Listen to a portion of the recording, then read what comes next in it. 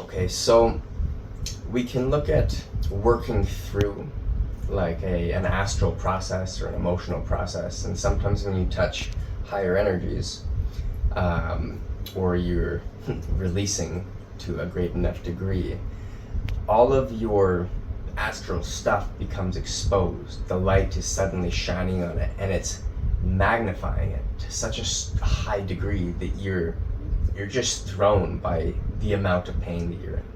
And this is one of the aspects of what in Buddhism is referred to as dukkha, or suffering. And it has to do with this relationship of equanimity to surrender, right? Of equanimity to release, and of equanimity to the quality and the intensity of the energies being brought through. And this is where the Akasha principle is very valuable, because it can allow you to find freedom through equanimity in very, very high energetic states. So when you're doing evocational work, and you're bringing through different beings or deity yoga, and you have this incredibly high energy moving through you, it can accelerate the speed that this suffering, this dukkha, builds up. And it might accelerate past your point of your current equanimity capabilities. And when this happens, you really experience that pain, right?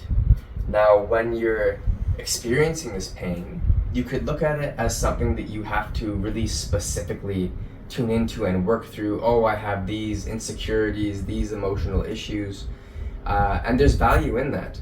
But there is also a potential in that to get caught on those issues. And when you get caught on those issues, you're now feeding them with more attention, feeding them with more energy, and they can actually grow or entrench your ego in the relinquishment of them, or the perceived letting go of them.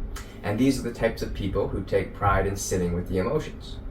And sure, sit with them, don't be controlled by them, but that doesn't mean that you have to go down the rabbit hole of every single emotion that comes up, or every single issue that you might have.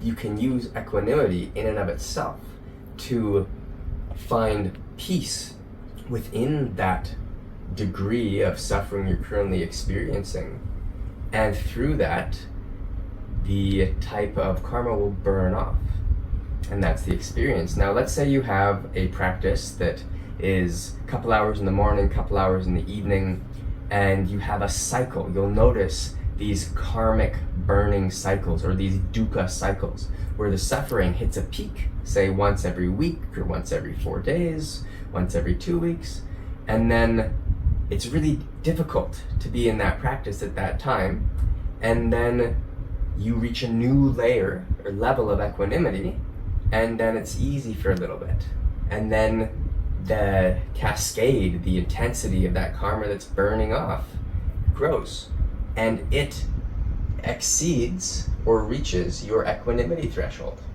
right? And then you have to deal with that. Now let's say you're doing a retreat for yourself, or you're working with incredibly strong sources of energy.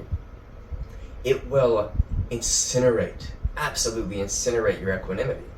And what used to be at a lower layer of energy coming through, say a 1 week cycle, maybe it turns into a 20-minute cycle. Every 20 minutes you're going through the most intense psycho-emotional, physical pain or suffering or dukkha you could possibly experience, this torment of existence, right? This suffering that exists as a result of a type of entrenchment with the phenomenal world.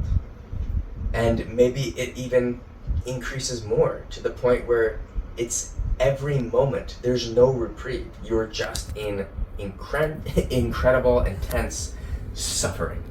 Now, at these moments, when it is an omnipresent, timeless pain that you're in, there's two approaches. There's two options. One, you can apply intense will. You can look at your will and, okay, I'm going to sit with this intense will, with this pain, and exist in resistance to this energy. And if you do that, well, two things can happen.